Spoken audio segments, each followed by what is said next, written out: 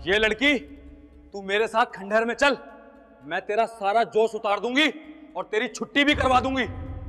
जब दारोगा उसे खंडहर में ले गया तो शाम की धूप टूटती हुए पत्थरों पर ऐसे गिर रही थी जैसे किसी भूली हुई याद की आखिरी किरण हो। हवा में ठंडक थी मगर उसके भीतर अजीब सी गर्माहट। और लड़की आर्या जब उसके साथ उस पुरानी सीढ़ी पर कदम रख रही थी तो उसके मन में उतनी ही हलचल थी जितनी उसके चारों ओर बिखरे सूखे पत्तों में। दारोगा वीर प्रताप सिंह, जो पूरे कस्बे में अपने सख्त स्वभाव के लिए जाना जाता था, उस दिन अपने ही भीतर नरम पड़ रहा था और उसे खुद यकीन नहीं था कि वो आर्या को यहाँ क्यों लेकर आया है। शायद इसलिए कि ये वही जगह थी जहां वो किसी को पहली बार अपने असली रूप में देखा सकता था। एक ऐसा आदमी जो वर्दी के बोझ से बाहर भी भावनाएं रखता है। खंडहर में कदम रखते ही आर्या ने धीमे से कहा, आप मुझे यहाँ क्यों लाए दारोगा जी? उसकी आवाज में हल्का डर था पर साथ ही एक अजीब सी जिज्ञासा भी। प्रताप ने उसकी ओर देखा। उसकी आंखों में वही चमक थी जिसे देखकर वो पहली बार उससे प्रभावित हुआ था। उसने मुस्कुराकर कहा, क्योंकि कुछ बातें इंसान सिर्फ उन जगहों पर कह पाता है जहां कोई तीसरा नहीं होता। आर्या ने सांस रोके पूछा, और वो बातें क्या है? प्रताप कुछ क्षण चुप रहा।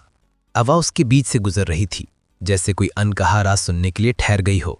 उसने धीरे से कहा, तुम्हें देखते ही लगता है जैसे दुनिया आसान हो सकती है। आर्या का चेहरा हल्का लाल पड़ गया और उसने नजरें झुका लीं। खंडहर की टूटी दीवारों पर दोनों की परछाइयां लंबी होकर फैल रही थीं और लगता था जैसे वो परछाइयां खुद दो लोगों की कहानी सुनने के लिए पास आ गई हों। प्रताप ने आगे बढ़कर उसके कंधे के पास एक गिरती हुई ईंट को हटाया। उसका हाथ आर्या के हाथ को हल्का सा छू गया और उस स्पर्श ने दोनों को भीतर तक हिला दिया। आर्या ने हिचकिते हुए कहा, दारोगा जी, ये जगह डरावनी है लेकिन आपके साथ अजीब सा सुरक्षित भी लग रहा है। वो मुस्कुराया। डरावनी चीजें तब तक डराती हैं जब तक कोई हाथ थामने वाला ना हो। और उसने बिना शब्दों के उसे संकेत दिया, क्या मैं तुम्हारा हाथ पकड़ सकता हूं? आर्या ने हल्के से सिर हिलाकर हाँ कहा और उसके हाथ को पकड़ते ही ऐसा लगा जैसे पत्थरों के इस खंडहर में अचानक धड़कनें गूंज उठी हों। दोनों धीरे धीरे अंदर बढ़े। बाहर की दुनिया उनसे दूर थी, सिर्फ टूटी दीवारें, हवा की सरसराहट और धूप के धुंधले होते सुनहरे टुकड़े। आर्या चलते चलते रुकी और बोली, आप हमेशा इतने शांत रहते हैं, क्या कभी डरते नहीं? प्रताप उसकी आंखों में देखते हुए बोला, डरता हूं पर आज किसी और वजह से। किस वजह से? कहीं तुम ये न समझ जाओ कि मैं तुम्हें यहां किसी गलत इरादे से लाया हूं। आर्या ने उसकी ओर कदम बढ़ाए और पहली बार उसने प्रताप को खुद के करीब आते देखा। अगर मुझे ऐसा लगता तो मैं यहां आपके साथ यहां आती ही नहीं, वो मंद मुस्कान के साथ बोली। ये शब्द सुनते ही प्रताप के भीतर बरसों से जमी कठोरता पिघलने लगी। वो धीरे से बोला, मैं किसी को ये नहीं दिखा पाता कि मैं अंदर से कितना अकेला इंसान हूं, लेकिन तुमसे कुछ छुपता नहीं। उसकी बात सुनकर आर्या के दिल में हल्की सी कंपन हुई। उसने खंडहर के बीच पड़ी एक पुरानी पत्थर की दरी पर बैठते हुए कहा, तो आज कुछ भी मत छुपाइए, जो दिल कह रहा है वही कहिए। प्रताप उसके पास बैठा। हवा और ठंडी हो गई थी मगर उनके बीच का तापमान अलग ही कहानी कह रहा था। कुछ पल की खामोशी के बाद प्रताप ने कहा, आर्या, मैं तुम्हें पसंद करने लगा हूं। तुम्हारी हंसी, तुम्हारे बात करने का तरीका, तुम्हारी आंखों का चमकना, सब। आर्या ने उसे ध्यान से देखा। आपने ये बात पहले क्यों नहीं कही? हिम्मत नहीं थी। आर्या ने मुस्कुराकर उसकी ओर झुककर कहा, तो क्या आज हिम्मत आ गई है? प्रताप ने उसकी ओर हाथ बढ़ाया लेकिन इस बार रुक गया, जैसे वो हर कदम पर उसकी सहमति पढ़ना चाहता हो। आर्या ने धीरे से उसका हाथ पकड़ लिया। अब रुकिए मत। उनके हाथों में हाथ आना ऐसा था जैसे पुराने खंडहर में किसी ने दिया जला दिया हो। आर्या ने धीरे से प्रताप के कंधे पर सिर रख दिया। प्रताप ने पहली बार किसी को इस तरह पास आने दिया था। उसकी सांसें तेज हो गईं और आर्या की धड़कनों का कंपन उसके सीने पर महसूस होने लगा। उसने उसके बालों को छुआ, बेहद हल्के, सम्मानपूर्ण स्पर्श से, जो किसी भी शब्द से ज्यादा गहरा था। आर्या ने आंखें बंद कर लीं।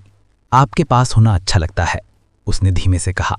प्रताप ने उसके चेहरे को दोनों हाथों से थमा, धीरे, नरमी से, जैसे किसी अनमोल चीज को छुआ जाता हो। अगर तुम चाहो तो, वो बुदबुदाया। चाहती हूं, आर्या ने खुद उसकी बात पूरी कर दी। उनके होंठ करीब आए, पहले झिझक, फिर गर्मी, फिर वो मुलायम स्पर्श जिसने दोनों को भीतर तक कांप जाने दिया। खंडहर की खामोशी में वो एक चुंबन किसी कविता की तरह गूंज गया। आर्या ने उसके सीने पर सिर रख दिया, पर हाथ रखकर खुद को और करीब खींच लिया। प्रताप ने उसके गालों को सहलाया, उसके बालों को कानों के पीछे किया। हवा हल्की थी मगर एहसास भारी, जैसे वक्त रुक गया हो। दोनों एक दूसरे के और पास बैठे। उनके चेहरों पर वो चमक थी जो सिर्फ सच्चे रोमांस में आती है। प्रताप ने कहा, आर्या, मैं तुम्हें खोना नहीं चाहता। आर्या मुस्कुराई। तो फिर मुझे कभी जाने दीजिए ही मत। खंडहर की दीवारें उनके इकरार की गवाह बन चुकी थीं। बहुत देर तक वो वहीं बैठे रहे, एक दूसरे को थामे हुए। बाहर की दुनिया बदल रही थी, पर अंदर दो दिल एक दूसरे से जुड़े रहना सीख रहे थे। और जब वे खंडहर से बाहर निकले तो सूर्य अस्त हो चुका था, लेकिन दोनों के भीतर एक नई रोशनी जल चुकी थी। एक ऐसी रोशनी जो उस टूटे खंडहर में जन्म लेकर अब हमेशा उनके साथ रहने वाली थी। खंडहर से लौटने के बाद भी आर्या और प्रताप के बीच कुछ बदल चुका था। हवा में वही महसूस करने योग्य हल्की खामोशी थी, जैसे कोई राज हो जो दोनों ने एक साथ खोज लिया हो। मगर खंडहर की उस शाम के बाद प्रताप के भीतर एक डर भी घर कर गया था। डर कि कहीं ये नाजुक सी चीज दुनिया की नज़रों में टूट न जाए। अगले कुछ दिनों तक वो आर्या से दूर दूर रहा, जैसे खुद को रोक रहा हो, मगर आर्या हर बार उसकी आंखों में छुपे संघर्ष को पहचान लेती। एक शाम जब कस्बे में हल्की बूंदाबांदी हो रही थी, आर्या थाने के बाहर खड़ी दिखाई थी। प्रताप ने चौंक कर पूछा, इस वक्त सब ठीक है? आर्या ने भीगते बालों को कानों के पीछे किया और कहा, सब ठीक है, लेकिन आप ठीक नहीं लग रहे। क्या हम बात कर सकते हैं? प्रताप ने गहरी सांस ली और उसे थाने के पीछे बने पुराने बरामदे में ले गया, जहां वो अक्सर अकेले बैठकर चाय पीता था। बरामदे के टीन पर बारिश की टप-टप एक धीमी लय बना रही थी। आर्या ने उसकी आंखों में देखते हुए पूछा, आप मुझसे बच क्यों रहे हैं? वो चुप रहा, फिर बोला, क्योंकि मैं डरता हूं कि कहीं मैं तुम्हें इस दुनिया की मुश्किलों में ना धकेल दूं। मेरी जिंदगी आसान नहीं है आर्या। मेरे दुश्मन हैं, मेरा अतीत है, मेरी वर्दी के साथ बहुत कुछ जुड़ा है। आर्या ने उसकी बात काट दी। आप सोचते हैं कि मुझे ये सब नहीं पता? मुझे ये भी पता है कि आप उन लोगों जैसे नहीं हैं जो भावनाएं छुपा लेते हैं। आप जितना डरते हैं उतना ही मैं आपको समझना चाहती हूं। प्रताप ने पहली बार उसकी आंखों में गहराई से देखा। बारिश धीरे धीरे तेज हो रही थी और उनकी सांसें भी उसी लय में गहरी हो रही थीं। आर्या ने उसका हाथ थामते हुए कहा, उसी खंडहर में आपने मुझे अपने दिल की बात बताई थी। अब जब हम बाहर हैं तो क्यों डर रहे हैं? प्रताप ने उसके हाथों को हल्के से दबाया, क्योंकि मैं तुम्हें खो नहीं सकता और मेरी दुनिया में हर रिश्ता खतरे में पड़ जाता है। आर्या ने मुस्कुराकर कहा, तो फिर मुझे उसमें शामिल कर लीजिए। मैं आपकी दुनिया का हिस्सा बनना चाहती हूं, सिर्फ दर्शक नहीं। उसके शब्द बारिश की आवाज में भी अलग चमक लिए हुए थे। प्रताप उसके पास आया, उसके गीले बालों को थपथपाते हुए बोला, तुम समझती हो कि यह आसान होगा? नहीं, आर्या ने कहा, लेकिन आसान कहानियां याद नहीं रहती। हम वो कहानी होंगे जो लोग सुना करेंगे। प्रताप कुछ कहने ही जा रहा था, तभी थाने के दरवाजे से सिपाही दौड़ता हुआ आया। सर, एक समस्या हो गई है। आपका पुराना केस, वही वाला, आरोपी जेल से भाग गया है। प्रताप चौंक पड़ा। ये वही केस था जिसके कारण उसे कई बार जान का खतरा हुआ था।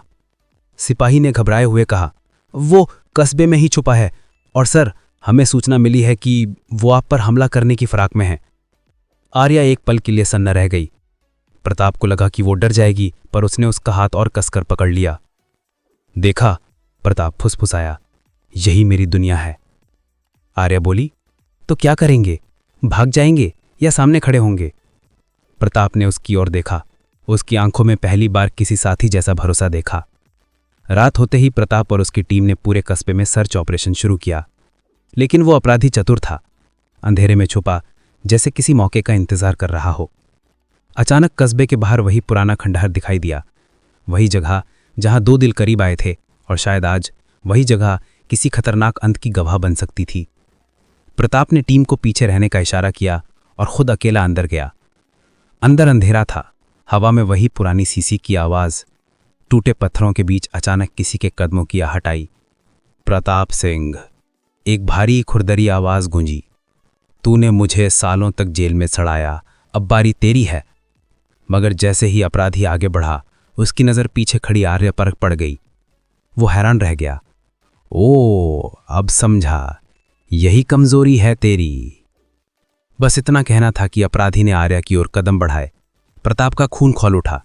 वो चिल्लाया, तेरी लड़ाई मुझसे है। उसने अपराधी पर झपट्टा मारा। दोनों के बीच जोरदार संघर्ष हुआ। पत्थर टूटे, खंडहर गूंज उठा। आर्या डर से कांपती हुई पीछे हट गई, पर उसने हिम्मत नहीं हारी। उसने जमीन पर पड़ा एक बड़ा लकड़ी का टुकड़ा उठाया और ठीक उस समय अपराधी के हाथ पर मारा जब वो प्रताप पर चाकू तानने वाला था। प्रताप ने मौका पाकर उसे काबू में कर लिया और हथकड़ी पहना दी। लड़ाई खत्म हुई। खंडहर में फिर वही लंबी खामोशी भर गई। आर्या थककर पत्थर पर बैठ गई। प्रताप उसके पास आया और उसके हाथ पकड़कर बोला, तुमने मेरी जान बचाई। आर्या मुस्कुराई। आपने ही कहा था, अगर मैं आपकी दुनिया का हिस्सा बनूं तो पीछे नहीं हटूंगी। प्रताप ने उसके सामने घुटने पर बैठ गया। अगर तुम्हें मंजूर है तो मैं आज से हर पल तुम्हारा होना चाहता हूं। चाहे मेरी दुनिया आसान ना हो, पर तुम्हारे साथ मुझे डर नहीं लगता। आर्या की आंखें भर आई। मैं पहले ही आपकी हूं प्रताप।